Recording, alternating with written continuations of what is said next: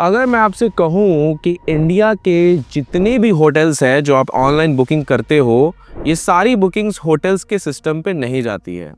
Yes, आज के इस वीडियो में हम ऐसे बिजनेस के बारे में डिस्कस करने वाले हैं जो आप लोगों को दिखता नहीं है, लेकिन ये बिजनेस लाखों करोड़ों का बिजनेस है। आज हम इस वीडियो में किसी ऐप के बारे में डिस्कस नहीं करेंगे। आज हम इस वीडियो में किसी ऐसे प्रोडक्ट के बारे में डिस्कस नहीं करेंगे जिसकी मार्केट को बहुत ज़्यादा नीड हो, लेकिन यस, जो हम डिस्कस करेंगे इस टाइप का वीडियो तो डेफिनेटली आपको पूरे यूट्यूब पे नहीं मिलेगा।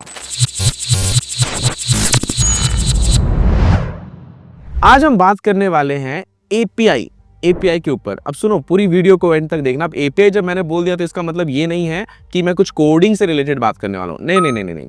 एपीआई से ही ये लाखों करोड़ों का बिजनेस हुआ है, उसके ऊपर डिस्कस करने वाले हैं हम आज डिस्कस करने वाले हैं आखिर ये online hotel booking management system काम कैसे करता है। जब आप कोई होटल बुक करते हो तो वो बुकिंग करने के बाद क्या वो डायरेक्टली होटल का जो मैनेजमेंट सिस्टम है उनके पास जा रहा है। देखो क्या होता है कि जब आप रूम्स बुक कर रहे हो, रूम सेलेक्ट कर रहे हो, अभी एक होटल में 50 रूम होंगे, 100 रूम होंगे। अगर आपने सेलेक्ट कर लिया, दूसरा बंदा सेम टाइम पे अगर बुक कर रहा है तो उसको वहां पे वो रूम ना दिखाना और वही होटल 10 वेबसाइट पे दिखना, सेम टाइम पे लोग अगर बुक कर रहे हैं तो वो चीजें अगर आपने एक वेबसाइट से बुक किया तो दूसरे वाले पे स्टॉक कम दिखाना या फिर रूम की जो कितने रूम्स बचे हैं ये कम दिखाना, ये सारी चीजें कैसे मैनेज हो रही हैं? क्या होटल की एपीआईज है? नहीं। अगर आप ये सोच रहे हो कि कोई एक सिंगल होटल, जैसे मान के चलो कोई बड़ा होटल है जिसके मल्टीपल ब्रांचेस हैं, उसकी कोई अगर सिंगल एपीआई है तो ये सोचना आपके लिए बिल्कुल भी गलत है। आज हम यही डिस्कस करने वाले हैं कि ये जो चैनल मैनेजर एपीआईज होती हैं ये क्या होती हैं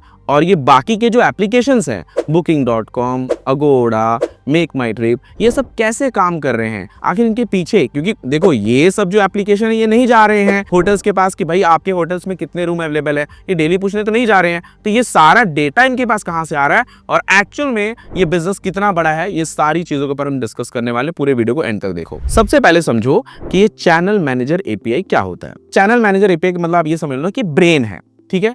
जैसे मान के चलो किसी एक यूजर ने होटल बुक किया तो ये डायरेक्टली होटल के पास नहीं जा रहा है। पहले अगर एक यूजर बुक करता है तो ये चैनल मैनेजर के पास इसका रिक्वेस्ट आता है, फिर ये आगे देखता है कि इस होटल के पास कितने रूम्स अवेलेबल हैं और ये सारा डेटा यूजर्स को भी दिख रहा होता है एट द सेम टाइम। अगर मान के चलो कि इस होटल ने और भी मल्टीपल वेबसाइट्स पे अपनी लिस्टिंग करके रखी है और वहां से किसी ने बुक कर लिया तो रूम अगेन सेम टाइम पे लाइव कम दिखाएगा कि भाई इस होटल में इतने ही रूम बचे हुए हैं, वो लाइव दिखाता है। आप भले ही मल्टीपल वेबसाइट्स हैं, मैं बोलता हूं कि 500 वेबसाइट्स है जहां से आप बुक कर सकते हो होटल, लेकिन रूम्स किसमें कितना अवेलेबल है ये सब में सिंक्रोनाइज रहता है। ये सब में आप जिस भी वेबसाइट से बुक करोगे उस होटल में कितने रूम्स अवेलेबल है ये बिल्कुल सही दिखाएगा चैनल मैनेजर एपीआई के थ्रू। अब चैनल मैनेजर एपीआई, ये जो एपीआईज रहती हैं या फिर ये जो कंपनीज रहती हैं, ये कितना रेवेन्यू जनरेट कर रही है, थोड़ा सा ये भी डेटा मैं आपको दे देता हूं ताकि आपका जो दिमाग है वो ठंडा हो जाए, चकरा भी जाए कि ये क्या हो रहा है सिर्फ एपीआई के जरिए इतना। देखो चैनल मैनेजर एपीआई कुछ 2-3 आपको नाम बता देता हूं, जिसमें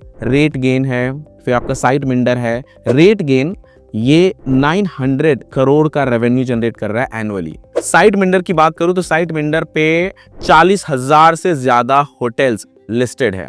यस, अगर आप भी इस टाइप का ऐप बनाना चाहते हो जैसे booking.com है या फिर मेक माई ट्रिप है तो आपको ज्यादा मशक्कत करने की जरूरत नहीं है। आपको जस्ट एपीआई परचेस करना है, एपीआई आपके एप्लीकेशन में इंप्लीमेंट करना है और यस, रेडी है आपका एप्लीकेशन जहां से यूजर बुक कर सकता है होटल्स, प्राइसिंग देख सकता है, कितने रूम्स अवेलेबल है, ये सारी चीजें देख सकता है और इसके पीछे आपको एक छोटा सा कमीशन मिल जाता है। अब वो कमीशन किस तरीके का रहता है और ये जो एपीआई वाले हैं जो 900 करोड़ का बिजनेस कर रहे हैं ये कैसे कर रहे हैं ये भी थोड़ा सा समझ लो। देखो क्या होता है, जब होटल्स अपने रूम्स वगैरह लिस्ट करते हैं, फिर इन एपीआईज के साथ जब जुड़ते हैं, ऐसे चैनल मैनेजर्स के साथ जब जुड़ते हैं ऐसे होटल्स वाले, तो यहाँ पे ना 2 तरीके का रेवेन्यू होता है। या तो ये जो चैनल मैनेजर्स जो एपीआई प्रोवाइड कर रहे हैं ये बोलते हैं कि भाई हम तुमको पर बुकिंग पे जितना भी तुम्हारा हम बुकिंग देंगे तुमको उस पर कमीशन लेंगे, या फिर एक फिक्स अमाउंट कि भाई तुम्हें 10,000 रुपीज देना है, तुम्हारे जितने भी रूम्स हैं ये हम लोग बुकिंग करवा देंगे। हमारे पास बहुत मल्टीपल एप्लीकेशन मल्टीपल वेबसाइट्स हैं। अब मल्टीपल एप्लीकेशन मल्टीपल वेबसाइट्स क्या करते हैं, इन एपीआई से कनेक्ट करते हैं कि भाई तुम्हारे पास तो सारा डेटा है होटल्स का, तुम हमें वो सारा डेटा दो, हम प्रमोशन करेंगे हमारे एप्लीकेशन का और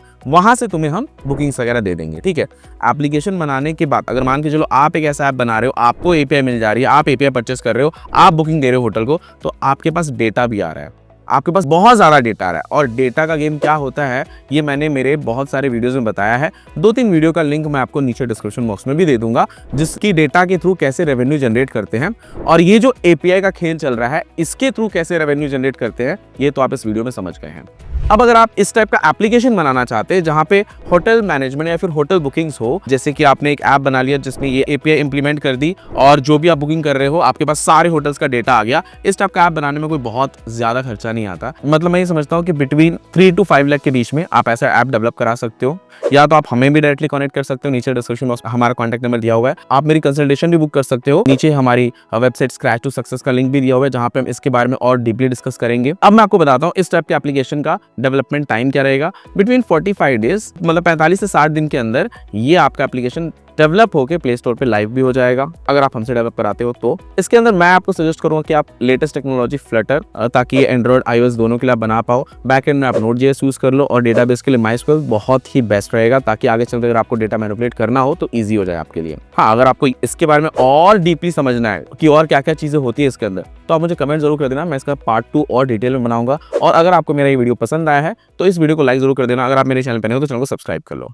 थैंक यू दोस्तों, मिलते हैं नेक्स्ट वीडियो में।